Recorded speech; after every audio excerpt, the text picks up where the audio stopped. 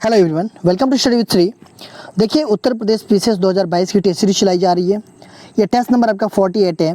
47 test already complete हो चुका है। प्लेलिस्ट बना रखी है, आप लोग जा करके देख सकते हैं। देखिए, अगर आप जो है कि एमपीपीएससी की तैयारी कर रहे हैं या फिर यूकेपीएससी की तैयारी कर रहे हैं, बीपीएससी की तैयारी कर रहे हैं, जेपीएससी की तैयारी कर रहे हैं या फिर सीजीपीएससी की तैयारी कर रहे हैं, देखिए किसी भी स्टेट पीसीएस की आप तैयारी कर रहे हैं या फिर वनडे एग्जाम की तैयारी कर रहे हैं तो आपके लिए टेस्ट काफ़ी फ़ायदेमंद है। देखिए, वीडियो को देखा कीजिए आप लोग और अपने दोस्तों को भी शेयर किया कीजिए कि आपके दोस्तों को भी फ़ायदा हो। तो स्टार्ट करते हैं।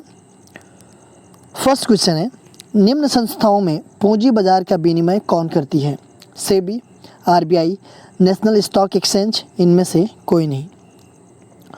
देखिए, क्वेश्चन पूछा जा रहा है कि निम्नलिखित संस्थाओं में से पूंजी बाजार का विनिमय जो है कि कौन करती है। ठीक है, तो कौन करती है? तो वो करती है सेबी। ए ऑप्शन आपका सही है। देखिए, अगर हम सेबी की बात करें तो ये जो है कि security and exchange board of India, इसकी जो है कि स्थापना जो है कि securities and exchange board of India act 1992 के तहत जो है कि कब किया था? तो ये किया गया था 12 अप्रैल 1992 को। ठीक है, किया गया था इसका स्थापना 12 अप्रैल 1992 को। देखिए, अगर हम बात करें आरबीआई की तो आरबीआई की स्थापना कब हुई थी? तो 1 अप्रैल 1935 को हुआ था, reserve bank of India act 1934 के तहत। ठीक है, और इसका मुख्यालय कहाँ पे था उस टाइम पे? तो उस टाइम पे इसका मुख्यालय कोलकाता में था। इसका मुख्यालय जो है कब ट्रांसफ़र हुआ? मुंबई। तो 1937 में जो है कि ट्रांसफ़र हुआ कहाँ पे? मुंबई। तो आज के डेट में आरबीआई का मुख्यालय कहाँ पे है? तो ये मुंबई में है। ठीक है, अगर हम बात करते हैं नेशनल स्टॉक एक्सचेंज की, ठीक है, इसकी अगर हम बात करें नेशनल स्टॉक एक्सचेंज, तो इसकी स्थापना जो है कि 1992 में किया गया था और ये जो है कहाँ पे है? तो ये मुंबई में है, नेशनल स्टॉक एक्सचेंज।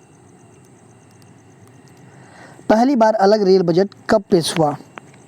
1922 को, 1923 को, 1924 ईस्वी में एंड 1927 ईस्वी में। देखिए, पहली बार जो कि रेल जो है कि अलग जो है कि रेल बजट कब पेश हुआ? तो ये पेश हुआ आपका कब? तो देखिए, रेलवे के लिए जो है ना कि अलग से बजट पहली बार जो है कि 1924 में अंग्रेज़ों के समय में पेश हुआ था। कब हुआ था? 1924 में पहली बार ये अलग रेल बजट। ठीक है, तब से जो है कि ये अलग ही रेल बजट जो है कि पेश होता था। ठीक है, देखिए आज के डेट में जो है कि ये क्या है? ये रेल बजट जो है कि आम बजट में सम्मिलित रूप से पेश होता है। ठीक है, और ये संयुक्त रूप से जो है कि आपका संयुक्त रूप से मतलब कि रेल बजट और आम बजट दोनों साथ में ये कब से पेश हो रहे हैं? आप लोग कमेंट बॉक्स में बताइएगा। ठीक है, अभी कुछ वर्षों से जो है कि रेल बजट और आम बजट ये साथ में पेश होते हैं। अदरवाइज रेल बजट पहले पेश होता था, फिर आम बजट होता है। मतलब ये 1924 से जो है कि अलग ही पेश हो रहा था। ठीक है, तो आप लोग कमेंट बॉक्स में बताइएगा कि रेल बजट आम बजट के साथ जो है कि अभी कब से दोनों साथ में पेश किया जाता है। मानव विकास सूचकांक की अवधारणा किसके द्वारा प्रस्तुत की गई? महबूब उल हक, आर.के. षणमुखम चेट्टी, एकवर्थ, जयप्रकाश नारायण। देखिए, मानव विकास सूचकांक की अवधारणा जो है कि किसके द्वारा ये प्रस्तुत की गई? तो ये की गई आपका महबूब उल हक। ए ऑप्शन आपका सही है, इनके द्वारा जो है ये प्रस्तुत की गई। देखिए, मानव विकास सूचकांक ये जो है कि किसके द्वारा प्रकाशित किया जाता है? तो यूएनडीपी के द्वारा। ठीक है, यूएनडीपी के द्वारा जो ये प्रस्तुत किया जाता है मानव विकास सूचकांक। देखिए, मानव विकास सूचकांक से ये पता चलता है कि जो है कि कोई देश विकसित है, विकासशील है या फिर अविकसित है। ठीक है, इससे ये पता चलता है। देखिए, मानव विकास सूचकांक में किन किन चीज़ों को पे फोकस किया जाता है, ये काफ़ी इंपॉर्टेंट है। तो मानव विकास सूचकांक में जो है कि फोकस किया जाता है जीवन प्रत्याशा, शिक्षा और प्रति व्यक्ति आय, इन सब चीज़ों पे फोकस किया जाता है। देखिए, इससे मानव विकास सूचकांक, इस पर मैं वीडियो बना रखा हूँ, इसका आई बटन पे या फिर डिस्क्रिप्शन में लिंक दे दूँगा, आप लोग इसको ज़रूर देखिएगा, अच्छे से आप लोगों को समझ में आएगा। तो ये ऑप्शन आपका सही है। गांधीवादी योजना का प्रतिपादक किसे माना जाता है? श्रीमन नारायण, जयप्रकाश नारायण, पीसी महालनोबिस और विश्वेश्वरैया। गांधीवाद योजना का प्रतिपादक किसे माना जाता है? तो ये माना जाता है आपका किसे? ये श्रीमन नारायण को। ए ऑप्शन आपका सही है। जब विनिमय दर को किसी देश की सरकार द्वारा नियंत्रित किया जाता है तो उसे क्या कहा जाता है? नियंत्रित विनिमय दर, अस्थिर विनिमय दर, वास्तविक विनिमय दर एंड स्थिर विनिमय दर। देखिए, जब विनिमय दर को किसी भी देश के सरकार के द्वारा नियंत्रित किया जाता है तो उसको क्या कहा जाता है? तो उसको कहा जाता है नियंत्रित विनिमय दर। ए ऑप्शन आपका सही है। भारत का भुगतान संतुलन कैसे ठीक किया जा सकता है? निर्यात को बढ़ा करके, आयात प्रतिस्थापन के द्वारा, घरेलू मुद्रा के अवमूल्यन के द्वारा, इन सभी के द्वारा। भारत का भुगतान संतुलन कैसे ठीक किया जा सकता है ये बताना है आपको। तो ये जो है कि देखिए, निर्यात को बढ़ा करके भी ठीक किया जा सकता है, आयात प्रतिस्थापन के द्वारा भी ठीक किया जा सकता है, घरेलू मुद्रा के अवमूल्यन के द्वारा भी ठीक किया जा सकता है। तो इसका मतलब हो जाएगा इन सभी के द्वारा जो है कि ठीक किया जा सकता है। अवमूल्यन का सही अर्थ क्या होता है? मुद्रा स्थिति में वृद्धि, वस्तुओं व सेवाओं के मूल्यों में कमी, अन्य देशों की मुद्राओं के संदर्भ में देश मुद्रा के मूल्य में कमी, और उपयुक्त में से कोई विकल्प सही नहीं है। देखिए, अवमूल्यन का सही अर्थ क्या होता है ये पूछा जा रहा है कि अवमूल्यन का सही अर्थ क्या होता है। तो इसका सही अर्थ होता है कि अन्य देशों की मुद्राओं के संदर्भ में देश मुद्रा के मूल्य में कमी करना। ठीक है, ये सी ऑप्शन आपका सही है। वैश्विक स्तर पर हरित क्रांति का जनक किसे माना जाता है? वर्गीज कुरियन को, नॉर्मन बोरलॉग को, रघुरामजी राजन को, एम.एस. स्वामीनाथन को। देखिए, क्वेश्चन पूछा जा रहा है कि वैश्विक स्तर पर हरित क्रांति का जनक किसे माना जाता है। ठीक है, वैश्विक स्तर पे पूछा जा रहा है। ठीक है, तो वैश्विक स्तर पे हरित क्रांति का जनक माना जाता है नॉर्मन ई बोरलॉग को। बी ऑप्शन आपका सही है। देखिए, वैश्विक स्तर पे अगर भारत में पूछा जाए कि भारत में हरित क्रांति का जनक किसे माना जाता है, तो भारत में हरित क्रांति का जनक माना जाता है डॉक्टर एम.एस. स्वामीनाथन को। ठीक है, किसे माना जाता है? देखिए, क्वेश्चन आएगा, आप लोग इसको समझिएगा कि भारत में जो है कि हरित क्रांति को जनक किसे माना जाता है, तो एम.एस. स्वामीनाथन को। और वैश्विक स्तर पर हरित क्रांति का जनक किसे माना जाता है, तो नॉर्मन ई बोरलॉग को। ठीक है, देखिए, हरित क्रांति किससे संबंधित है ये क्वेश्चन आता है। तो हरित क्रांति जो है कि खाद्यान्न से संबंधित है, स्पेशली गेहूं से। ठीक है, तो ये हो जाएगा आपका बी ऑप्शन। द्वितीय पंचवर्षीय योजना किस मॉडल पर आधारित थी? डोमर समृद्धि मॉडल, पीसी महालनोबिस मॉडल, आर्थिक नियोजन मॉडल, उपरोक्त में से कोई नहीं। देखिए, बात की जा रही है द्वितीय पंचवर्षीय योजना की। ये किस मॉडल पे आधारित थी? तो ये आधारित थी पीसी महालनोबिस मॉडल के आधार पे। ये जो है कि बी ऑप्शन आपका सही है। द्वितीय पंचवर्षीय योजना कब से कब तक थी?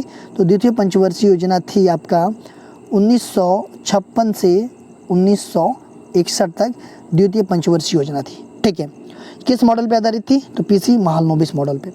डोमर समृद्धि मॉडल ये जो है कि आपका कब था? ये मतलब कौन सी पंचवर्षीय योजना थी? डोमर समृद्धि मॉडल पे। तो डोमर समृद्धि मॉडल पे प्रथम पंचवर्षीय योजना थी। इसका कार्यकाल था 1951 से 56 तक। ये प्रथम पंचवर्षीय योजना थी। ये किस पर आधारित थी? डोमर समृद्धि मॉडल पे। द्वितीय पंचवर्षीय योजना 1956 से 1961 तक थी। ये पीसी महालनोबिस मॉडल पे आधारित थी। ठीक है, जनगणना 2011 के भारत में रजिस्ट्रार एवं जनगणना आयुक्त कौन थे? Jayant Kumar Banthia, Shailesh Chandra, doctor C Chandramouli, doctor R Ramesh.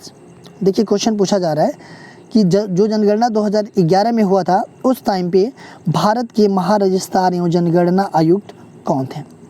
तो कौन थे? तो ये थे doctor C Chandramouli. C option आपका सही है। देखिए, अगर हम जनगणना की बात करें तो जो 2011 की जनगणना थी वो कौन सी जनगणना थी? तो 15वीं जनगणना थी। ठीक है, सबसे पहले जनगणना कब हुई थी? एक एक चीज़ें आप लोग ध्यान दीजिएगा। ठीक है, एक क्वेश्चन में बहुत सारे क्वेश्चन एक्सप्लेनेशन करने के बाद से बन जाते हैं, तो आप लोग जो कि एक्सप्लेनेशन पर ध्यान दीजिएगा। ठीक है, 2011 वाली पंचवर्षीय योजना 2011 वाली जो जनगणना थी वो कौन सी थी? 15वीं जनगणना थी। सबसे पहले जनगणना कब हुआ था? 1872 ईस्वी में हुआ था सबसे पहले जनगणना। और ये किसके कार्यकाल में हुआ था? तो ये हुआ था आपका लॉर्ड मेयो के कार्यकाल में। लॉर्ड मेयो के कार्यकाल में 1872 ईस्वी में पहली बार जनगणना हुई थी। उसके बाद से 1881 में हुई थी जनगणना आपका, ये जो है कि लॉर्ड रिपन के कार्यकाल में, ठीक है। और 81 के बाद से जो है कि 10 वर्षीय जनगणना स्टार्ट हो गई, ठीक है। 81 के बाद से जो है कि 10 वर्षीय जनगणना जो है कि होने लगी। देखिए 1949 में, ये भी क्वेश्चन आता है कि 1949 में जो है कि जो जनगणना था वो भारत सरकार के गृह मंत्रालय के अधीन जो है कि भारत के जो महारजिस्ट्रार एवं जनगणना आयुक्त होते हैं उनके द्वारा ये कराई जाने लगी 1949 से। और 2011 के जो भारत के महारजिस्ट्रार एवं जनगणना आयुक्त थे वो कौन थे? डॉक्टर सी चंद्रमौली थे। तो ये सी ऑप्शन आपका सही है। 2001-2011 के दौरान उत्तर प्रदेश की औसत साक्षरता में कितने प्रतिशत की वृद्धि हुई? 20.1%, 11.4%, 15.6% और 14.5%। देखिए 2001 और 11 के दौरान जो कि उत्तर प्रदेश की औसत साक्षरता में कितने प्रतिशत की वृद्धि हुई, तो वो हुई 11.4% की वृद्धि। बी ऑप्शन आपका सही है। बीते दशक में इस बार जनगणना 2011 के अनुसार भारत की साक्षरता दर में कितने फीसदी की बढ़ोतरी हुई? 5.50%, 6.80%, 9.20%, 11.20%। देखिए बीते दशक में से इस बार जो मतलब इस बार क्या मतलब 2011 में जो जनगणना हुई थी उसके अनुसार भारत की साक्षरता दर में कितने फीसदी की बढ़ोतरी हुई, तो ये हुई 9.20% की। 1846 ईस्वी में उर्दू का पहला अखबार शरदल अखबार कहाँ से प्रकाशित हुआ?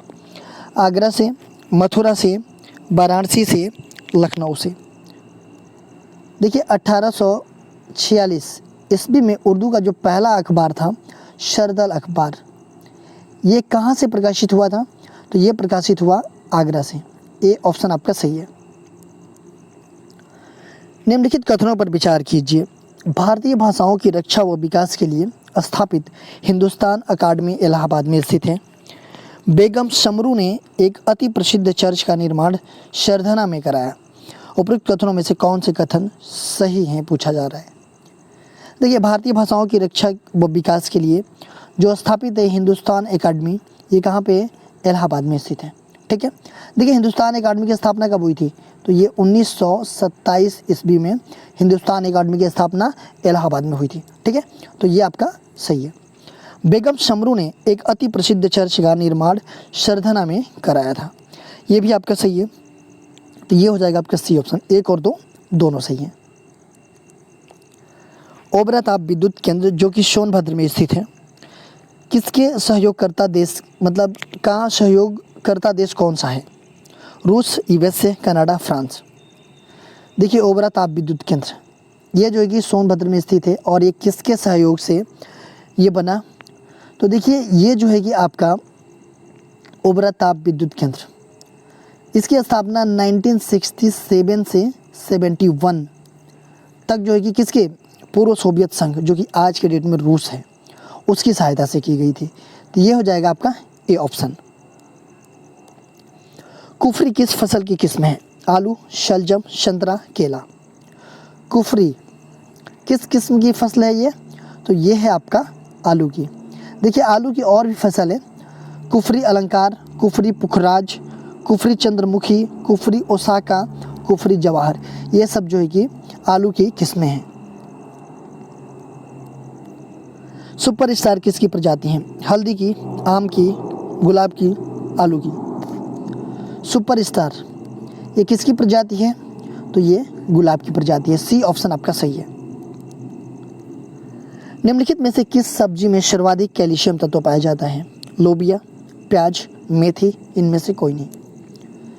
किस सब्जी में सबसे अधिक कैल्शियम तत्व पाया जाता है? तो ये मेथी में पाया जाता है। सी ऑप्शन आपका सही है।